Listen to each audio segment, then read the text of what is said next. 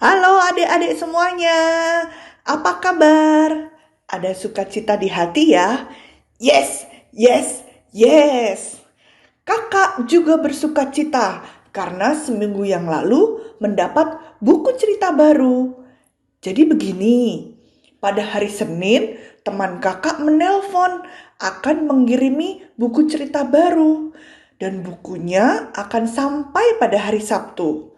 Kakak seneng banget dan mulai menghitung hari. Wah, 5 hari lagi dapat buku cerita baru. Yes, kakak sudah tidak sabar lagi dan menjadi gelisah. Akhirnya kakak menulis di buku harian tentang harapan kakak. Berharap hari Sabtu segera tiba. Berharap buku ceritanya segera sampai. Selasa, Rabu, Kamis, Jumat, Sabtu. Akhirnya datanglah hari Sabtu. Yeay! Buku ceritanya datang hari Sabtu. Kakak senang sekali karena harapan kakak terpenuhi. Wah, harapan kakak terpenuhi setelah 5 hari. Adik-adik, ada loh yang harapannya terpenuhi setelah bertahun-tahun. Siapa kak? Yuk kita dengarkan cerita Alkitab hari ini. Iya, berdoa dulu sebelum mendengarkan firman Tuhan. Mari kita berdoa. Tuhan Yesus yang baik, terima kasih sudah mengasihi kami. Sebentar lagi kami akan mendengarkan firman Tuhan. Tolong kami ya Tuhan, supaya dapat mengerti dan melakukannya dengan senang hati. Terima kasih. Amin. Nah, adik-adik, cerita Alkitab diambil dari Perjanjian Baru, yaitu Lukas 2 ayat 25 sampai 35. Ya, Lukas 2 ayat 25 sampai 35. Bapak Yusuf dan Ibu Maria membawa bayi Yesus yang berumur 8 hari ke Yerusalem. Mereka membawa Yesus untuk disunatkan. Setelah Bapak Yusuf, Ibu Maria, dan bayi Yesus sampai di Yerusalem, mereka bertemu dengan kakek Simeon. Kakek Simeon memang sudah tua, namun ia masih tampak bersemangat. Kakek Simeon bersemangat karena ia yakin bahwa suatu saat akan berjumpa dengan Mesias. Hari itu kakek Simeon pergi ke Bait Allah di Yerusalem.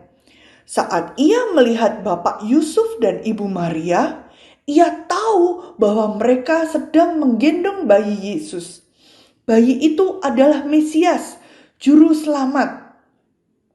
Dulu kakek Simeon pernah mendengar janji Tuhan bahwa ia tidak akan meninggal dunia sebelum berjumpa dengan Mesias. Harapan dalam diri kakek Simeon itu sangat kuat, sehingga ia menanti dengan sabar dan melakukan semua hal yang baik bagi semua orang. Harapan kakek Simeon terwujud saat ia berjumpa dengan Ibu Maria dan Bapak Yusuf. Ia menyambut mereka dengan hati yang gembira. Kegembiraan kakek Simeon tampak saat ia menggendong bayi Yesus. Saat ia mengangkat bayi Yesus, kakek Simeon memuji Allah. Setelah usai menaikkan pujian bagi Allah, kakek Simeon menyerahkan bayi Yesus kembali pada Ibu Maria dan Bapak Yusuf dan memberkati mereka semua.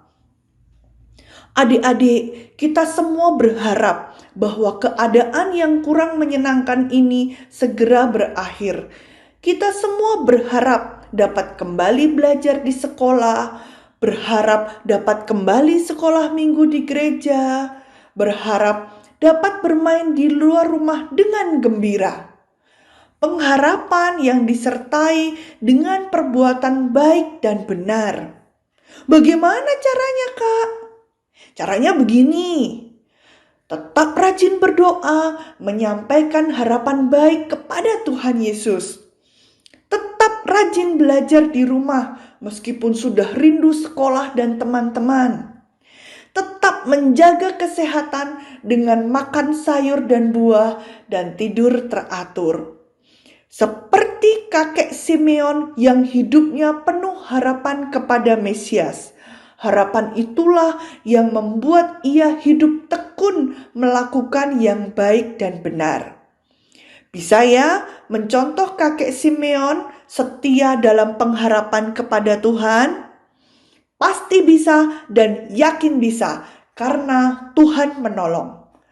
Oke, mari kita akhiri sapaan firman ini dengan berdoa.